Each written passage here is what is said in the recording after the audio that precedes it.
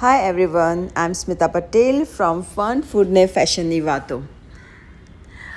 મેં પ્લાનિંગ કર્યું જ્યારે કે હું મારી યુટ્યુબ ચેનલ બનાવીશ.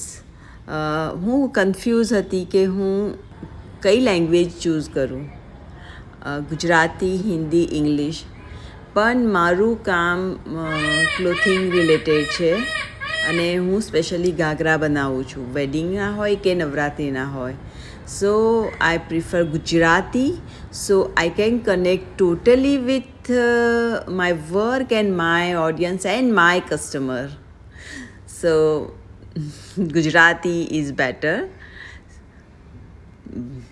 Beautiful day, beautiful morning. અને આજે સજ્જનબેને લંચમાં દાળ, ભાત, શાક, રોટલી બનાવ્યું છે, પણ મેં મારા માટે લચકા મગ બનાવ્યા.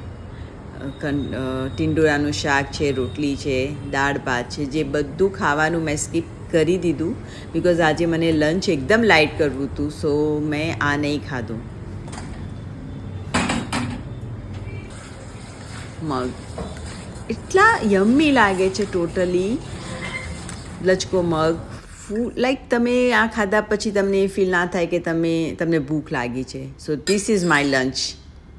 લંચ પતાવ્યા પછી મેં મારું કટિંગ કર્યું. હમણાં અમે લોકો નવરાત્રિ કલેક્શન બનાવી રહ્યા છે બધા. અને આજે જે હું બનાવું છું એ કલરફુલ ઘાઘરા છે. 8 જુદા જુદા કલરનો ઘાઘરો, જેમાં દરેક કળીમાં ડિફરન્ટ કલર હશે અને 40 કલીનો ઘાઘરો હશે. દરેક કલીની વચ્ચે ટોય લગાવીશું, નીચે નાઇસ બોર્ડર લગાવીશું, પોકેટ આપીશું. સો ઓવરઓલ આ ઘાઘરાનું લુક તો એકદમ બ્યુટિફુલ થવાનું છે. સો આજે ફર્સ્ટ આનું સેમ્પલ કલી મેં કટિંગ કરી છે બિકોઝ દરેક મટિરિયલમાં ફર્સ્ટ કલી કાપવી પડે છે. એક કલીનું સેમ્પલ દરેક મટિરિયલમાં ના સેટ થઈ શકે, કારણ કે દરેક મટિરિયલના પના પ્રમાણે એની કલીનું માપ અલગ અલગ આવે છે. સો મેં ફર્સ્ટ સેમ્પલ કલી કાપી અને પછી એ કલીના પ્રમાણે બધા જ કલરની કલી કાપી દીધી. એટલે મારું આ કલરફુલ ઘાઘરાનું કટિંગ શરૂ થઈ ગયું બિકોઝ આમાં ટાઈમ લાગે છે. સો હું આના 10થી 12 પીસ બનાવવાની છું. તો એ 10થી 12 પીસ બનવામાં તો મને 2-3 દિવસ લાગી જશે.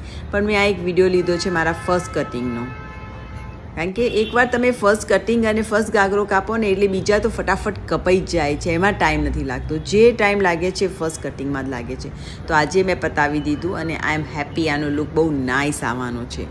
એ કટિંગ પતાવીને જે મારું મોસ્ટ ફેવરેટ થિંગ છે દિવસનું, tea time. I am enjoying my tea. અને પછી હું ગઈ સજ્જનબેનને જોવા માટે. એમને શું બનાવી, એમને મશરૂમ વેજનું શાક અને પરાઠા બનાવેલા. પ્લીઝ